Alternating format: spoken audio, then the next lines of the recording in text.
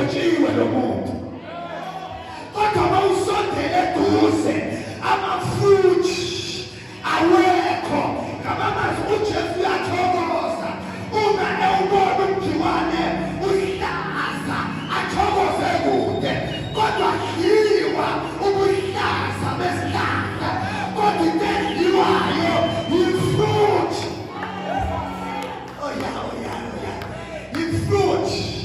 Yifruit edliwayo. Bese athi mayikhuluma athi umoya ongcwele uza ephethe the gift. Aphinde athi izithelo zikamoya. Ngamamazwi izipho zikamoya ziyasenza basibona abantu bekude. Bathi abona umfundisi ucele, awu Nkosi yami kukhona into engayidla, kanti umbonela at a distance, ubona the gift. Kodwa umesondele eduze kwami, ngoba sometimes ngabona nje bakuphethe imali ngikude. Usuthemba ukuthi ngabona umfundisi ucele kusho ukuthi mangahlala naye indlela kanti ubona amaninzi njengoba kade ngila ishangekile ngishaya isampule enkulu. Kodwa mawususondele eduze imayiki seniyibeke phansi. Bese ngoba masi imayiki seniyibeke phansi awusadinga amaninzi, kodwa usudinga iy'thelo. Bese athi-ke iy'thelo zikamoya ongcwele uthando nokubekezela ne-self-control. Ngoba kuthi la khona usubeke phansi imayiki bese ufika umuntu eduze kwakho ezodla iy'thelo. Now kuthiwa ku-Hebrews nidinga ukubekezela. Akasho amanefu usesho manje isithelo manje. Uthi nidinga ukubekezela. Babazalwane, ungathandaza uthi rakhapakasha, uthi raphakasha. Kodwa into ekuyinisayo nento yenza ukuthi lento kade uyithandazela uzuyithole, uyithola ngenxa yesithelo. Ngoba uthi la bazalwane kuyiphuzi sidinga ukubekezela. Ngamamazwi sesenze konke through the power of the gift, but sidinga ukubekezela. Ayikho into ebuhlungu njengokuthi sesimbulile samdumisa sathandaza sithi izinto maseyifile uthola ukuthi isithelo besingekho. Now manje kuphele kungabikho ukubekezela. Bazalwane, abantu abaningi bayayishiya into bekade beqale nayo, kodwa balahlekelwa isithelo sokubekezela kuze bayizuze lento. Enye yeprayer mawungenazo lesikubekezela ayikho into oyithola mawuthandaza. Nidinga ukubekezela.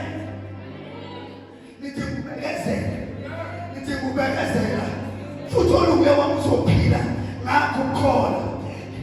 Now uma-ke uJesu ecela ubambela ukuze uzo-understanda kahle uchapter 12 lo wezenzo.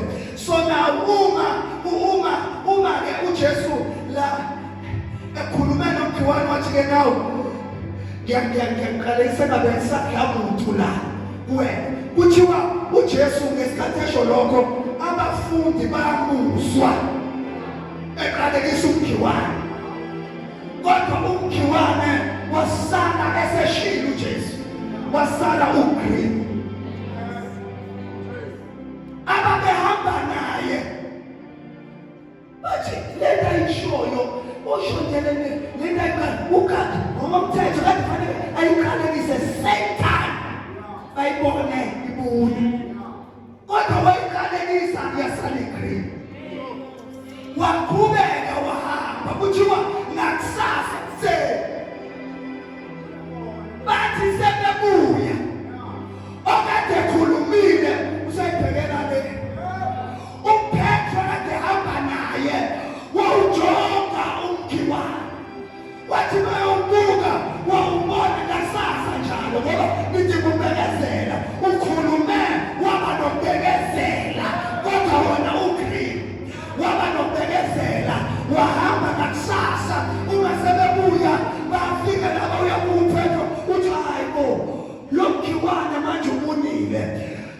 wakhumbula amazwi uJesu awashilo izolo. Wathi bewakhumbula wathi Jesu, hayi no, lawa mazwi wakhulumile nakukhiwane manje. uJesu wangamangala, waphendukela kubona wathi-ke, if yena ile nkulunkulu, have faith in God. If faith in God ithi angimi ngamazwi engiwashilo, but ngima ngonkulunkulu engimethembayo, noma ngabe into engiyishoyo isaklini, kodwa engimethembayo ifaith yami kuNkulunkulu akuyinangamazwi engiwashilo, akuyinangemali engiyikhiphile, but ifaith yami uNkulunkulu. Ayikho entweni eyiphathekayo ifaith yami mina masengishilo uyosala uNkulunkulu ebona ukuthi wenze njani. Ifaith yami uNkulunkulu. Wathi ifaith yenu ayibe uNkulunkulu. Nayike into engifuna uyi-understand uyibabe kahle. Uthi ifaith yenu ayibe uNkulunkulu. Wathi sona uma nikholwa niyokuthi ngintaka ayiqhubuleke iphoseko lakhe. Uthi uma nikholwa enhliziyweni yenu ningangabazi ngeke nishoyo ukuthi iyenzeka. Besathi-ke uthi iyenzeka. Besathi uma nikholwa uthi niyokwamukela bese niba nakho. Leli vesi ufuna ungagijimi kahle. Lithi sona niyobe nizoba nayo ngeliswa bese niba nayo. Ngamazwi ithi thina sidingeka nayo size silahleke. Ngesikhathi siyisho leyo nto iyenzeka. Kodwa ma-result noma uyibona physical ngaphela 3 months, kodwa yona isiyenzekile ngoba ifaith yakho uNkulunkulu umoya. Thina sidikwa kwele nyama, sidingeka nakwele nyama. Thina sibheka nakwele nyama, kanti uNkulunkulu akabheki kwele nyama. Uvela kwentamo masisho njalo, aphela yethu njalo, bese sidinga ukuthi thina singayiboni kwele nyama, bese sidawuthi umthandazo, kanti uNkulunkulu useqedile.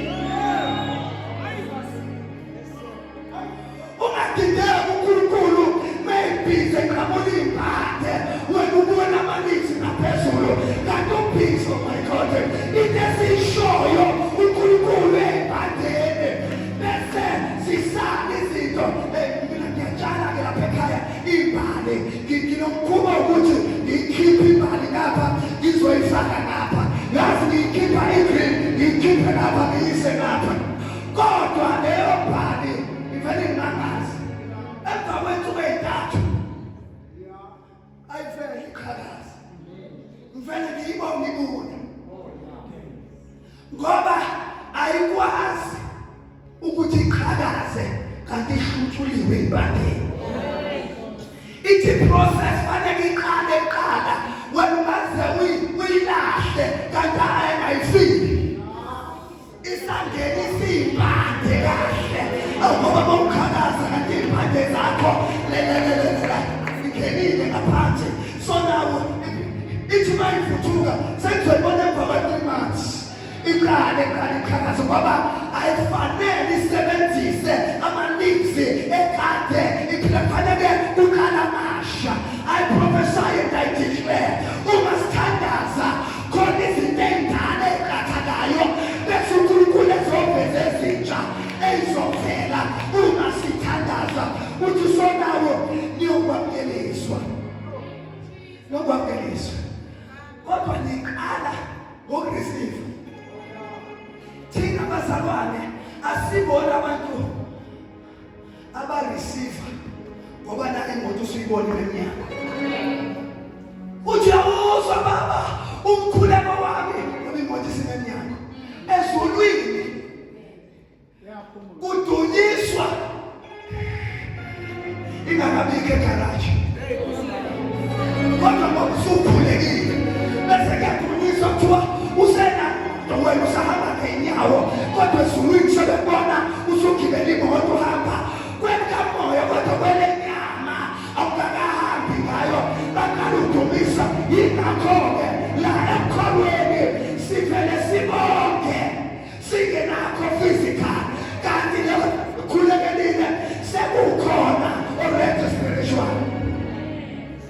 bathi sobangeliswa besathi maningi ikhuleka thethelelana uma kukhona amafasi yenye yezinto ezivalela uPetro ngaphandle sesithandazile. Yabona sesijebe ukizithuza kwamkela futhi soba nakho uthi kodwa umnyango uyavaleka uma nikhuleka kuthiwa ninamaqhubu nomunye uthi thethelelana kuze uyisezulwini anithethelele iphambeko zenu ngibonisa uyazenike eblockers ibakhe sesithandazile uPetro aphindeke emnyango amaqhubu iqhubu yinto yomuntu okade abona wazocela uqobo ayibona manje okade wabona wazocela uqobo kodwa wasala wena umbambele njalo bawumbona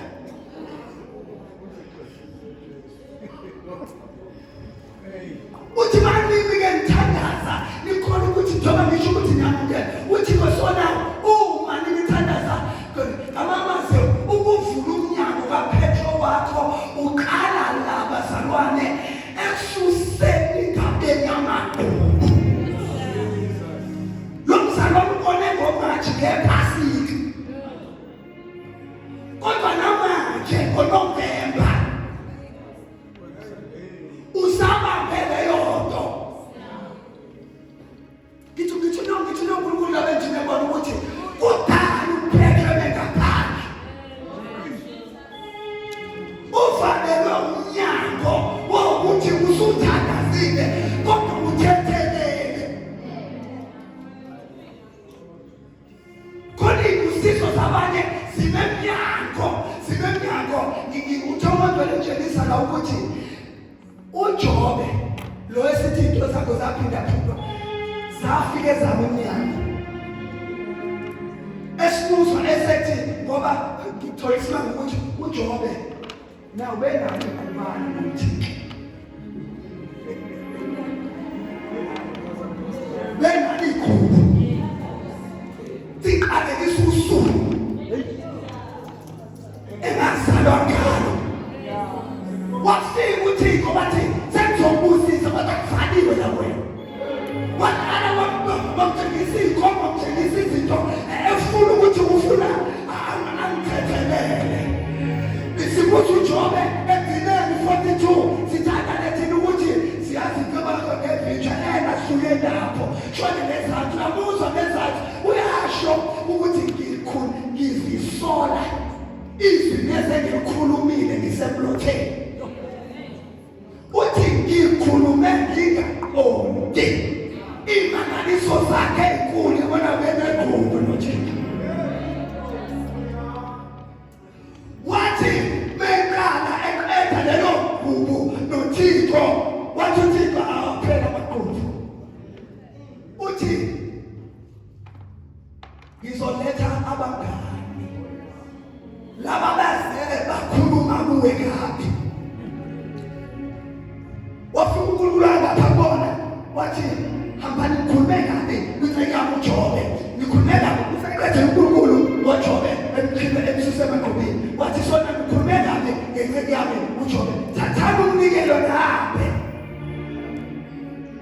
ngizomxolela uJobe xolela kanti test yokuphinda kwezinto kaJobe uthi kasesenazo lithi bafika abangani bakhe bafika benza uJobe beletha umnikelo efanele uJobe Bishop eyebulana uJobe uyena bazoletha umnikelo kuyena uJobe kuba uyena othatha ashise lo mnikelo ethi uNkulunkulu ngicela umxolele umngani wami othe wena umonile uNkulunkulu uyadeserve uNkulunkulu wamfaka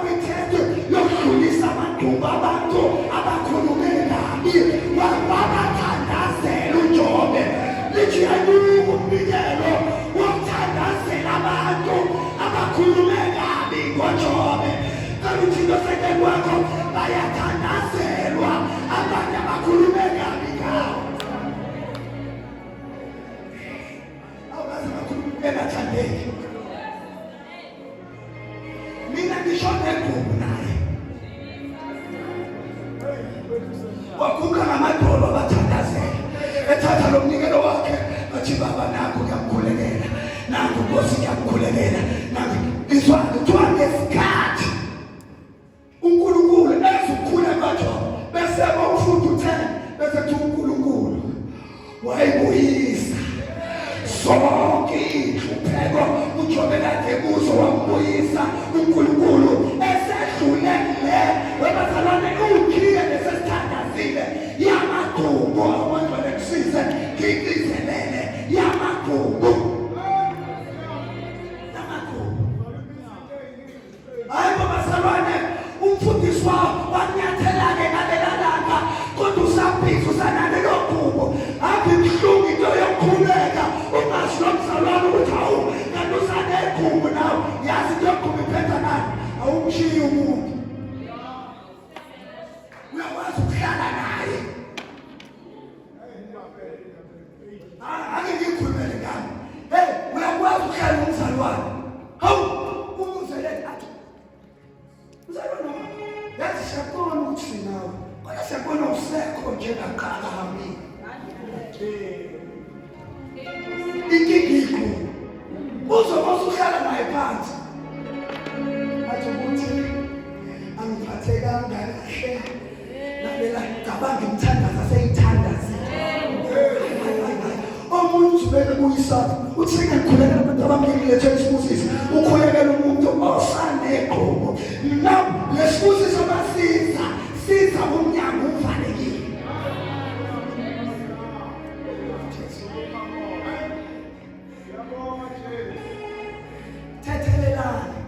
thethelelane ukhiye lo bazalwane masithandaza ukhiye omkhulu uJesu sebemenze konke lendini uJesu beyiqala athi baba bathethelele ngoba bakwazi abakwenza ukhiye ukuthi ngeke sidabuke isihenqo kanti usenegugu nabantu bekuthikala manje uyazi impumela namhlanje ngoba khona into zabantu eziqoqothayo emnyakweni sekusiza nje wena ukuthi udlulisa lento udlulise lo muntu okungazilo bonile ekade ubona uphetho wangena ngoba kade nile eminyaka eqonoza kodwa wena ufuni ukudlulisa ngicela udlulise ngicela ukuthethelele for your breakthrough ayikho into ekhulula nemnandi njengokuhamba ungenagugu namuntu ayikho into emnandi njengokukhonza ukhonza ungenagugu namuntu mangenzeka hlalisanani nabo bonke ngokuthula yiwe lonto enye yezinto abaphe impumelelo zamazalwane ukungathetheleli wabazalwane Nkosi enye into evimba the move of the Holy Spirit upon bazalwane ungathetheleli nofuna ukubona konke emuva nawe dlulisa thethelela engathethelelanga engaxolisanga xolisa wena ngoba khona idimenshini uyakulona ngoba idimenshini awudluli uya kwenye level kanti khona osababambe ngamadubo kenza masedlulisa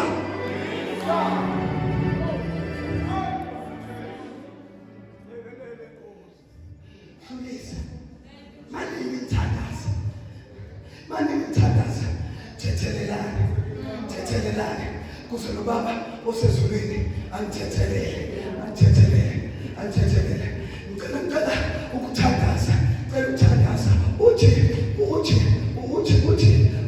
uMangcwele kwizenzo uthi uHerodi walulisana efuna ukuthinta abathile bebandla walulisana efuna ukuthinta abathile bebandla wazwabulala noJakobe wambulala wabamba noPetro bazalwane uHerodi beyilulisana akasiluli ngomoya usebenzisa izandla physical ampike uHerodi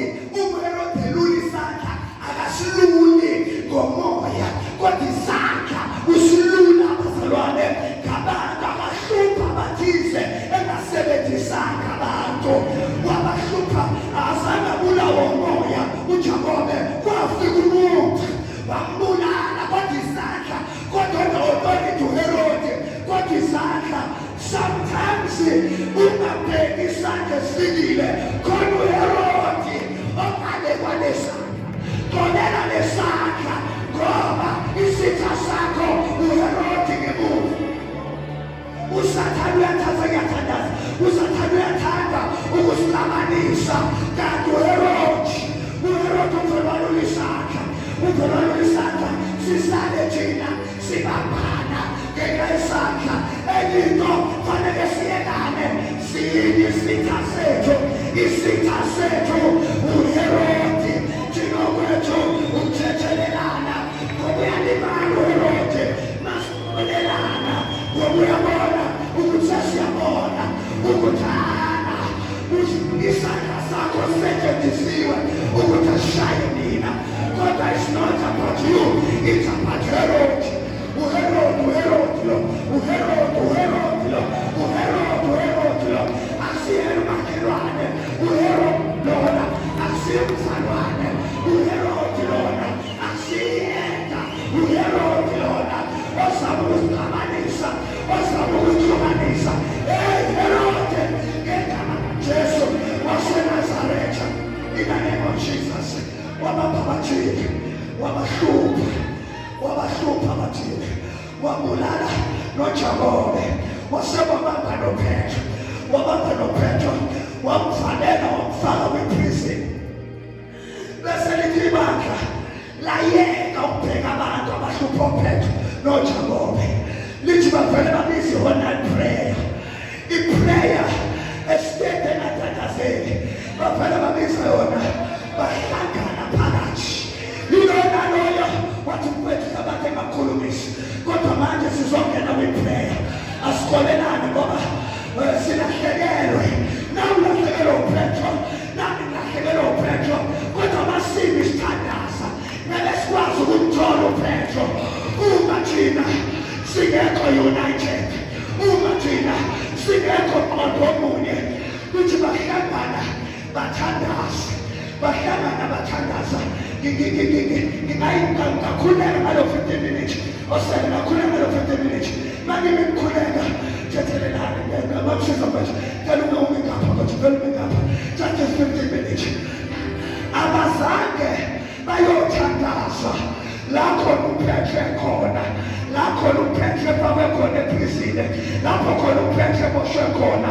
Kodwa i-area baya kwenye location, bayongena khona beyothandaza. Kodwa i-location uPetro layekhona ufanele useprison, kodwa bona baba kwenye i-location. Noma akusana nkinga wokuthi uPetro laphe inokuna manje umthandazo, andiki nokuthi size saphe siyoshona ama-prison. Kodwa nasingafika khona sifike hlani khona sizothandaza. Ikhona into engenzeka. Awushakijima lasibusiswa bahlala kwi-location yase-CCFC, bahlala khona kodwa uPetro akekho e-CCFC, kodwa balahlekele bahlala khona bathandaza besinethe. Bathi baba egameni likaJesu lithe izwi lakho uma sithi asinasona sinabaqambi manga nenqinisa likho kithi. Baba wethu ogcwele siyasihlambulula, dala kimi inkosi inhliziyo ehlanzekile, umusa usibone inhliziyo ehlanzekile ngoba uNkulunkulu uzokumbona. Ashakatapaka sifuna uPetro, kodwa uJehova ufuna inhliziyo zethu zihlanzeke. Sifuna uPetro, kodwa ufuna inhliziyo yethu ikolele. Sifuna uPetro, kodwa uJehova ufuna singabi manga. Sondelane endaweni engcwele, inhliziyo zenu sifafazele kahle.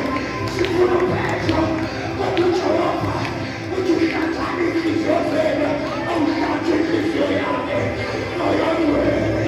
Hlanze inhliziyo yami, thethelelane, hlambulukane. Bafuna uPetro bathandaza ngesineke. Ubathandaza nithi mubelezele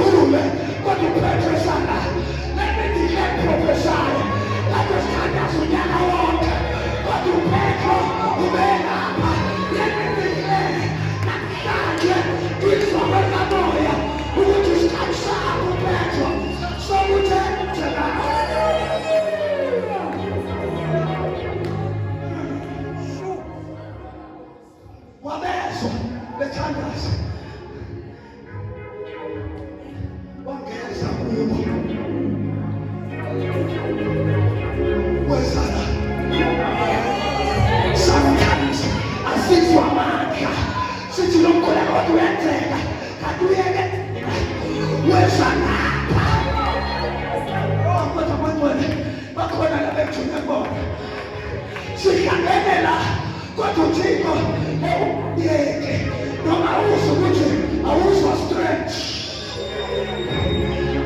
kuyenzeka amandla angasiyo wena kodwa asiwuPetro wakho ibuhlungu lento thandaza wena kodwa uPetro uzofika ingelosi ayiyakuhlupha lento yangena ingelosi ezala njengamanje akho ngelosi ezoba nathi siphumile manje siye straight koPetro la bengakhona kodwa thina sifike sithi baba egameni likaJesu kodwa ingelosi wabana abakholwayo ukuthi noma ubusuku namuhla ingelosi siphumile siyaboPetro bethu siyaboPetro bethu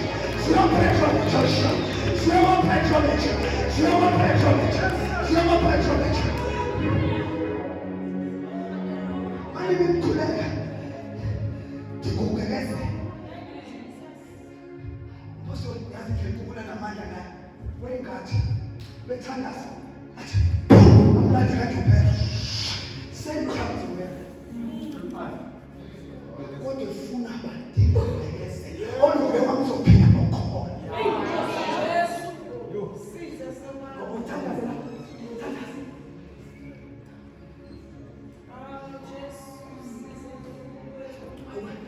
ingelosi ayithathazeli uyathandazela mhlawumbe koncethi sokuhlukumezeka kodwa ingelosi ibhizi uthi lo moya ethandaza vuka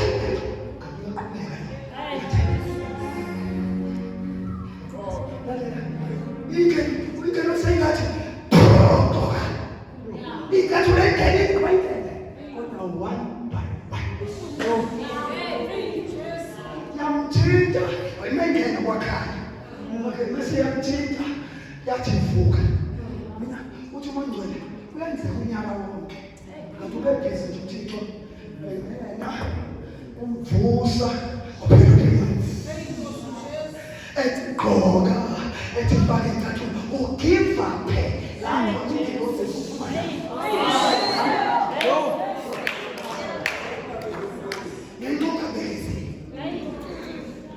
yathi qhoka ngiyacabanga lapho sesidonthile ngosithandaza nokuthi ushubeka zonke izinto ibhiza ama-angel asebenze waqhoka wathi faka intathu yaphinda ingelosi zikwazi njengonyasi kodwa azenza njalo njengokuphezeka yadlula kwigeti elivaliwe yaphinde yadlula hawu kusibusisa ungalenzi iphutha lokugivapha ekuthandazeni awubona ukuthi kusondelane eduze kwakho awushamaya ba lento yenzeka spiritual wasondela nayiphinda lokhu yambrokoli imdlulisa bonke abageka seprison kodwa imgenisa endlini lana abazalwane kodwa lapho namadimoni emdlulisa yafika yabeka egeyithini yamshiya yathi sekubona ukumvulela kodwa izinto zabo sesisegeyithini nendlu yabo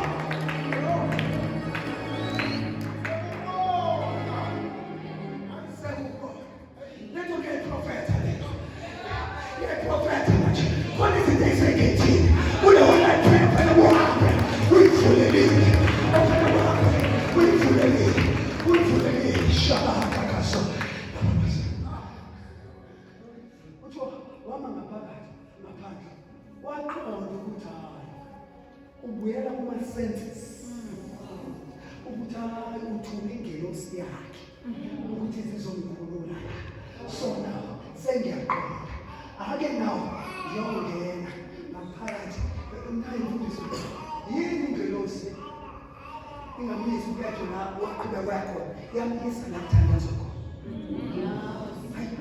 naMangcwele ngeke aye ekhaya uza la uthandaza khona umpristi ikwefuna ingane azange uNkulunkulu afike ekamereni lakhe, kodwa wafika kwi-altari. Nalapho wafika uzothandaza khona, yavela khona ingelosi. Lento sesiyilokethile ukuthi niyathandaza lokho amount of prayer.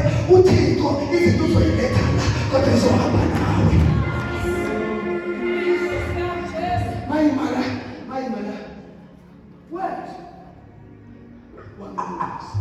Qonqo. Bathandaza lapha. Wezwa khona imediator la esixuzelayo. Wezwa ukuthi yizwi kaPetro wasenza engambonanga wasenza ngoba ulewa badingi kazayibone, kodwa izwi voice yayo ukuthi yona-ke neyisikhona. Asidingi size izinto siyijinda, kodwa izwi atmosphere yayizwi isizile ukuthi nawo into zami ifikile. Wathi umefika wabatshela bakha uPetro usekhetshini, tshela nomleyo wami ukuthi ngizoluka shitshake rodha, hayi ukuthi sengizoluka. uPetro usefikile, tshela nomleyo wami ukuthi sekulungile ngoba uPetro usesekhetshini. Tshela nomleyo wami kodwa lumleyo uzophila ngokholwa. Wathesho njalo bathi uyahlanya wena, akusiye mhlawumbe ingelosi yakhe ayikho. Mina ngithile abavuli ingane ngoba noma kwingelosi izobabikela ingelosi le, bafanele ngisho ingelosi ukuthi ayihlale egethini, bathi ingelosi yakhe ayihlale egethini. Kuthiwa ngesikhathi noPetro wakaluke yeke uNgqongqoshe. Sengiyathandaza uPetro noma wena ungenafaith, kodwa uPetro ungebhizi elungengqongqothile, ulungebhizi nomayigwele ulungebhizi. Kusazofika inkomo kaNkulunkulu ishumayele umayigwele ulungethayo sekwenzekalile. Vula umnyango ngegama likaJesu. Ushabalile abathathu sibe ngenyawo ukuthi uvule umnyango, izinto sezifikile. Uvule umnyango, izinto sezifikile. Open the door of your miracle. Into zakho sezifikile. Vula umnyango, into zakho sezifikile. Wivula ngokukholela, wivula ngokuthandaza. Cornelius, umkhuleko wakho nomonela wakho amaphofu wenze wavule umnyango sezulwini. Uzuphethwa njengamanje, uzokwehlisa umoya ogcwele. Vula umnyango weCornelius, elinde vula umnyango. Uvele wanikela kanti ukunikela kwakho sekuvula umnyango. Ngicela bikosothandaza, abanye bazoliphetha, abanye bazosusa amanqubo, abanye bazodlulisa, abanye bazothandaza, kodwa kufuneka abanye abazokhipha umnikelo wabo. Owane umnikelo lo wokuvula umnyango wempilo yami, umnyango wenkosana. Abantu abasenzayo, abantu abakholwayo ukuthi uPetro wami usekhetshini, uPetro wami usekhetshini. Khona manje ngijule bona ukuthi your Petro is landed. Something big, something wonderful, something great ezofika kuwe ngegama likaJesu. Isizana sethu nabethule bona abakholwayo, abasenzayo ukuthi uJehova uzele mina, izinto zami ngiyakholwa zisegethini. Ngicela ukholwa ukuthi ngomnikelo wami mina ngivula the door of my miracle. Mina ngokurepenta ngizoba khona nabasusa amakhulu ukuthi ususa amakhulu manje ngokuvula ngekhala mfowethu ngokuvula my God of my miracle, my God of my miracle, my God of my miracle. Izinto zami kunezinto engiyithandazela uJobe uthemzotshela vula umnyango shebaya vula umnyango wabonakala u-Abrahama ekade efuna ingane minyaka umnyango uvalekile waqhamuka amadoda amathathu wathi madoda adlula ngapha wathi wesana awethi inkebenengwane kangakazi ukuthi lesikwa silethayo sizovula wathi kuyo nyaka ngalesi sikhathi ngonyaka ozayo leli nkebenengwane siyiselona livulelwe isaka lakho okade umbika okade umfuna ngegama likaJesu obana bakholwayo obana bangathi uJehova uyadlala obana bathi ngiyakholwa uphetho wami ngempalisela njengalungileyo ukuthi uphetho usefikile ophende to ukwena ukuvula umnyango kodwa uthi kusebenzile umsebenzi wakhulula amajele wanqaka umkhipha ejele kodwa sekuwena ebingophe emhlabeni nasezulwini liyamosha nebimvulayo nasezulwini liyavula ngegama likaJesu vula umnyango wemiracle yakho vula umnyango wemiracle yakho ngegama likaJesu ngicela abantu sengapha ngegama likaJesu abathi vula umnyango wokudlulisa inzondo wokudlulisa amaqhubu.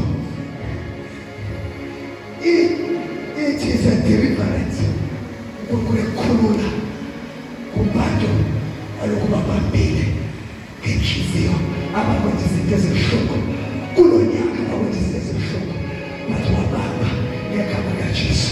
Cela la ukhona uphakamise isandla ngegama likaJesu. Wangcwele unamandla omnikeza umuntu uxolela unamandla okudlulisa Nkosi bonke izinto ezibushuku namaqhubu ngegama likaJesu. Incike kaNkulunkulu isazokumayelana Nkosi ngegama likaJesu. Izinto ekade zivalile othomile nasemnyangweni wathi wavulisa ukungena babona amandla onke right now Nkosi uthulisa ngoba urelease amandla okwenza leyo nto ngegama likaJesu. Iyenzeka-ke Nkosi ukudingika kwentshe baba uthothwa enhliziyweni zabo ngegama likaKristu Jesu waseNazaretha. Give you glory, give you praise ukuthi bazophuma nophetho wabo bazowabona physical ngoba sebefikile sishaya umanqwala izandla. It is done.